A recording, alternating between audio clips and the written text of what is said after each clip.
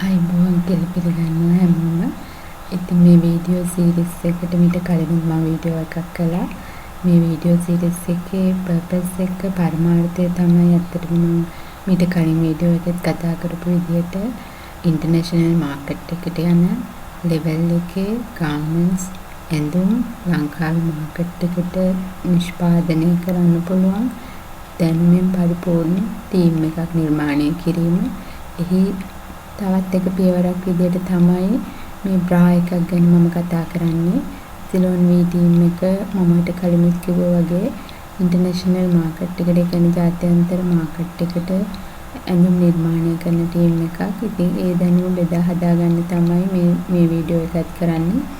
ඉතින් මේ වීඩියෝ එකේදී මම කතා කරන්නේ බ්‍රා එකක් හරියට තෝරගන්නේ කොහොමද කියන එක ගැන. ඉතින් නිවැරදිව බ්‍රා එකක් තෝරගන්නවා වගේම බ්‍රා එක පැටර්න් එකක් හදන්නේ කොහොමද? ඒ වගේ ඊට අදාළ කරුණු හැම දෙයක්ම මේ වීඩියෝ සීරීස් එක හරහා කියලා දෙනවා. ඉතින් මිස් කරන්න එපා මේ අවස්ථාව. අනිවාර්යෙන් මේ සීරීස් එක බලලා ඒ අදාළ දැනුම එකතු කරගන්න කියලා මම කියනවා. ඉතින් කියන්න ඕනේ ලෝකයේ සහ ලංකාව සමස්තයක් විදිහට ගත්තාම 95% දෙනාම අඳින්නේ නිවැරදි බ්‍රා සයිස් එක නෙමෙයි. ඒක ගොඩක් සමීක්ෂණ වලින් ඔප්පු කරලා තියෙනවා. ඉතින් ඔබ දන්නවනේ අවුටර් වෙයාර්ස් වලට ඒ කියන්නේ පිට ඇඳුමට වැලියු එකක් ඇඩ් කරන ඇඳුම තමයි යට ඇඳුම කියලා කියන්නේ. ඉතින් ඔබේ ඇඳුම නිවැරදිව තෝරාගත්තොත් තමයි ඔබේ ස්වරූපයට ඔබේ අවුටර් වෙයාර් එකට ඒක ගැලපෙන්නේ. අන්න ඒ හින්දා ඔබ නිවැරදි යට ඇඳුම් තෝරගන්නේ කොහොමද කියන එක ගැන දැනුවත් වෙන්න. මේ වීඩියෝ එකේදී මම කියන්නේ මේ බ්‍රා එකක් හරියට තෝරගන්නේ කොහොමද කියලා. හරි. දැන් අපි බලමු මේ බ්‍රා සයිස් එක හරියටම තෝරගන්නේ කොහොමද කියලා. හැම වෙලේම අපි ඇඳුමක් තෝරගන්නේ අපේ ඇඟේ මෙෂර්මන්ට්ස් වලට හරියන්නේ ඇඟේ සයිස් එකට හරියන්නේ. ඉතින් බ්‍රා එකත් ඒ වගේ තමයි. බ්‍රා එක අපේ ඇඟේ බොඩි එකේ මෙෂර්මන්ට් එකට හරියන්න ඕනේ. එතකොට තමයි ඒක නිවැරදි පිටෝන් වෙන බ්‍රා එකක් වෙන්නේ. ඉතින් මෙන්න මේ මෙෂර්මන්ට්ස් වලට හරියන්න නම් අපි අපේ මේන්ලි ඒ කියන්නේ ප්‍රධාන වශයෙන් අපේ ඇඟේ මෙෂර්මන්ට්ස් දෙකක් දැනගන්න ඕනේ මේ නිවැරදි බ්‍රා සයිස් එක තෝරගන්න. ඒකෙන් පළවෙනි එක තමයි අන්ඩර් බෑන්ඩ් එක. මේ අන්ඩර් බෑන්ඩ් එක කියන මෙෂර්මන්ට් එක මෙෂර් කරන්න ඕන විදිය මම නම්බර් 1 කියලා මේ දාලා තියෙන අන්ඩර් බෑන්ඩ් එක මෙෂර් කරගන්න ඕන විදිය. ඒක හරියටම බස් ටිකේ යටින් මෙෂර් කරගන්න මේ මෙෂර්මන්ට් නිවැරදි විය යුතුයි. නැත්නම් ආයෙත් ඔබ නිවැරදි බ්‍රා එක නෙමෙයි තෝරගන්නේ මේ මෙෂර්මන්ට්ස් වැරදියට මෙෂර් වුණොත්.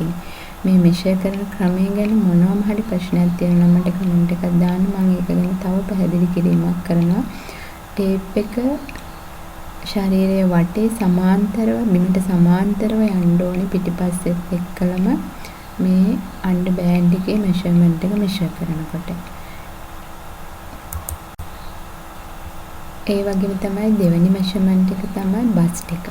බස්ට් එක කියන්නේ අපේ බස්ට් එකේ පුලස්ම පොයින්ට් එකෙන් මේ මෙෂර්මන්ට් එක ගන්න ඕනේ. ඒ කියන්නේ නිපල් එක හරහා මේ මෙෂර්මන්ට් එක මෙෂර් කර ගන්න ඕනේ.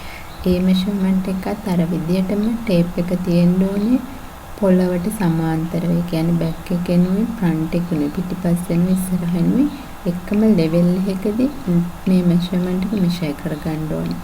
මේ මෙෂර්මන්ට් එකත් හරිම වැදගත්. ඒ හින්දා මේ මෙෂර්මන්ට් එකත් මේ රූපේ දාලා තියෙන නම්බර් 2 කියලා ඒ දාලා තියෙන විදියට හරියට මෙෂර් කරගන්න. මෙෂර් කළා මේ මෙෂර්මන්ට්ස් දෙකම මොකක් හරි කොලයක හරි සටහන් කරගන්න පළවෙනියෙන්ම. ඒ වගේම කියන්න ඕන කාරණයක් තමයි දැන් ඔයා මේ සටහන් කරගන්න මෙෂර්මන්ට්ස් දෙක ඔයා ආසන්න වශයෙන් ගේන්න ඕනේ දෙකෙන් බෙදෙන සංඛ්‍යාවක් විදියට. ඒ කියන්නේ අපිට ඔයාට ආව කියලා කියන්න හිතන්නකෝ මෙෂර්මන්ට් එකක් අන්ඩර් බෑන්ඩ් එක 33ක මෙෂර් වුණා කියන්නකෝ. හැබැයි අපිට 33 කියන මෙෂර්මන්ට් එකට අන්ඩර් බෑන්ඩ් එකක් තියෙන බ්‍රා එකක් හොයන්න බෑ. ඒ කියන්නේ ඒ මෙෂර්මන්ට් එක එක්ක 32 වෙන්න ඕනේ එක්ක 34 වෙන්න ඕනේ. ඒ කියන්නේ දෙකෙන් දෙකට යන්නේ. ඒ කියන්නේ 28 30 32 34 36. ඒ හින්දා ඔයා මේ මෙෂර් කරගන්න මෙෂර්මන්ට් එක ඔයා ආසන්නම අංකයට ගෙනියන්න. ඒ කියන්නේ ඔයාට කම්ෆර්ටබල් විදියට අඩු හෝ වැඩි පැත්තට ගෙනියන්න ඕනේ. දෙකෙන් බෙදෙන සංඛ්‍යාවක් වෙනකම්. එතකොට ඔයා මේ මෙෂර් කරගත්ත මෙෂර්මන්ට් දෙකම පළවෙනි මෙෂර්මන්ට් එක අන්ඩර් බෑන්ඩ් එක දෙවෙනි මෙෂර්මන්ට් එක බස්ට් එක. ඒ දෙකම ඔය විදියට ඔයාට පහසු ආසන්නම දෙකෙන් බෙදෙන සංඛ්‍යාවකට වටයා ගන්න. ඊට පස්සේ අපි බලමු ඒ දෙක හරහා අපි කොහොමද නිවැරදි බ්‍රා සයිස් එක තෝරා ගන්න කියලා. හරි. දැන් ඔයා මේ මෙෂර්මන්ට්ස් දෙකම මං හිතන්නේ සටහන් කරගෙන ඇති. මේක තනියම මෙෂර් කරගන්න බැරි නම් කාගේ හරි උදව්වක් කරගෙන මෙෂර් කරගන්න. ඒක නිවැරදි මෙෂර්මන්ට් එකක් විය යුතුයි. ඉතින් මෙන්න මේ මෙෂර්මන්ට් දෙක මෙෂර් කරගෙන ඔබ ආසන්න දෙකෙන් බෙදෙන සංඛ්‍යාවට ඒක ගෙනිච්චට පස්සේ ඔයා බලන්න මේ දෙක අතර වෙනස කීයද කියලා. ඒ කියන්නේ එකකින් එකක් අඩු කරලා බලන්න ධන හෝ ඍණ. ඒ කියන්නේ මට ධනද ඍණද කියන එක අදාළ නැහැ. වෙනස. ඒ කියන්නේ අඟලයිද වෙනස, දෙකයිද වෙනස, අඟල් 3යිද වෙනස, අන්න ඒකයි වැදගත් වෙන්නේ. ඔයාට මේ දෙක අතර වෙනස අnder බස්ට් එක, කියන්නේ ඔයාගේ අnder බෑන්ඩ් එකේ සහ බස්ට් එකේ මෙෂර්මන්ට් දෙක අතර වෙනස අඟලක් ආවනම් ඔයාගේ කප් සයිස් එක වෙන්නේ A කප් එකක්. අඟල් දෙකක වෙනසක් ආවනම් ඒක ඔයාගේ කප් එකේ සයිස් එක B. අඟල් 3ක් නම් C. අඟල් 4ක් නම් D. අන්න ඒ විදියට තමයි කප් එක තීරණය වෙන්නේ. එතකොට ඔයාලට තේරෙනවා අපි අnder බෑන්ඩ් එකේ මෙෂර්මන්ට් එක මෙෂර් කරගෙන තියෙනවා. මේ දෙක අතර එන වෙනස මගින් ඔයාට කප් සයිස් එක හොයාගන්න පුළුවන්. එතකොට ඔයා හිතන්න ඔයාගේ අnder බෑන්ඩ් එක මෙෂර් වුණා කියලා 34කට ඔයාගේ අnder බෑන්ඩ් එකෙන් අඩු කරාම බස්ට් එක ආව අගය 3යි කියලා කියන්නකෝ. එතකොට මෙන්න මේ දෙක එකතුව තමයි ඔයාගේ බ්‍රා සයිස් එක. එතකොට 34 අnder බෑන්ඩ් එක සහ C කියන කප් සයිස් එක. එතකොට 34 C තමයි ඔයාගේ බ්‍රා එකේ සයිස් එක. මම හිතන්නේ ඔයාලට පැහැදිලි මම මේ කියලා දුන්නු කාරණය. ඉතින් මොනවම හරි ප්‍රශ්නයක් තියෙනවා නම් මෙෂර් කරන විදිය හරි ඕනම දෙයක ඒක මගෙන් කමෙන්ට් එකක් දාලා අහන්න. අනිවාර්යෙන් මම ඒකට ආන්සර් කරනවා. ඒක ගැන ප්‍රශ්නයක් නැහැ. ඉතින් මේ කියපු කාරණා ඔස්සේ ඔයා බ්‍රා එකක් තෝරගෙන ඒක පිට ඔන් කරලා බලන්න, ඇඳලා බලන්න ඒක කොච්චර කම්ෆර්ටබල්ද කියලා. නිවැරදි බ්‍රා සයිස් එකක් ඇඳලා ඔබට දැනෙන ෆීලින් එක ඒක කොච්චර පහසුද වැඩ කරගන්න, මූවමන්ට්ස් වලට, ඒ වගේම අපියරන්ස් එක ගත්තාම ඇඳුමට දෙන. ඒ හින්දා අනිවාර්යෙන්ම හරි බ්‍රා එකක් තෝරගන්න එක ඔයාට හරිම වැදගත්. ඒ වගේම මේ බ්‍රාස් වලත් වර්ග තියෙනවා. එක එක ඇඳුම් වලට එක එක අවස්ථාවලට බ්‍රාස් වර්ග තියෙනවා. ඉතින් මම තව වීඩියෝ එකකින් ඒ වගේ බ්‍රාස් වර්ග මොනවද සහ ඒවට මොනවද පිටට අඳින ඇඳුම්, ඒ කියන්නේ මොන වගේ අවස්ථාවලට මොන වගේ බ්‍රාස්ද අඳින්නේ, ඇයි හේතුව කියන කාරණය මම තව වීඩියෝ එකකින් අරන් එනවා.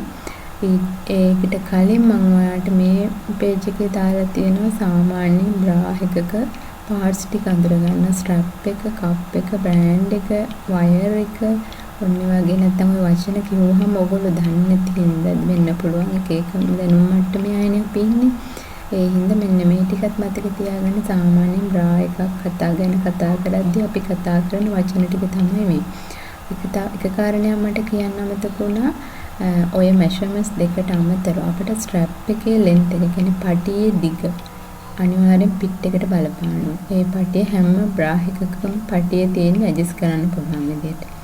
ඉතින් හරියට ඔයාට හරියන විදියට ඒ ස්ට්‍රැප් එකත් ඇඩ්ජස්ට් කරගන්න අර මෙෂර්මන්ට්ස් දෙකට අමතරව ඒකත් වැදගත් වෙනවා බ්‍රා එකේ පිටෝන් එක කම්ප්ලීට් වෙන්න. මම හිතන්නේ ඔබට පැහැදිලි. ඒ වගේම තව වැදගත්ම කාරණයක් කියන්න තියෙනවා. සිලෝන් වී ටීම් එක විදිහට අපි මේ වීඩියෝ සීරීස් එක හරහා දැනුමක් දෙන්න වගේම ඔබ බිස්නස් එකකට ගෙනියන්න, අපරල් බිස්නස් එකකට ගෙනියන්න තමයි මේ උත්සාහ කරන්නේ. ලෝකල් මාකට් එක සඳහා ඉන්ටර්නැෂනල් ලෙවල් එකේ ක්වොලිටි එකකින් යුත් නිවැරදි ඇඳුම් මහගන්න උදව් වෙන අවශ්‍ය දැනුම දෙන්න මේ හරහා අපි බලාපොරොත්තු වෙන හින්දාම මම ඊට කලින් වීඩියෝ එකේදීත් කිව්වා වගේම හැම සබ්ස්ක්‍රයිබර් කෙනෙක්ටම අපි නොමිලේ පැටර්න්ස් හදලා දෙනවා 10ක් දක්වා.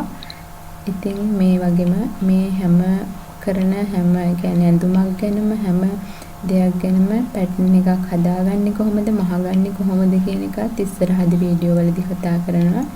ඉතින් ඔබ අපිව සබ්ස්ක්‍රයිබ් කරලා අපිට දෙන වැලියු එකට අපි අනිවාර්යෙන් ඔබටත් වැලියු එකක් දෙනවා.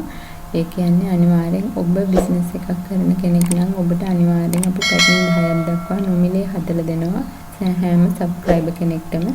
ඒ වගේම කවුරු හරි ඉගෙන ගන්න කෙනෙක් ඉන්ටිමේට්ස් ගැන, අවුට්වෙයා ගැන ඕනම දෙයක් ගැන ඉගෙන ගන්න කෙනෙක් ඉන්නවා නම් කමෙන්ට් එකක් දාලා කියන්න මොනවද දැනගන්න ඕන, මොන වගේ කරුණුද දැනගන්න ඕන කියලා.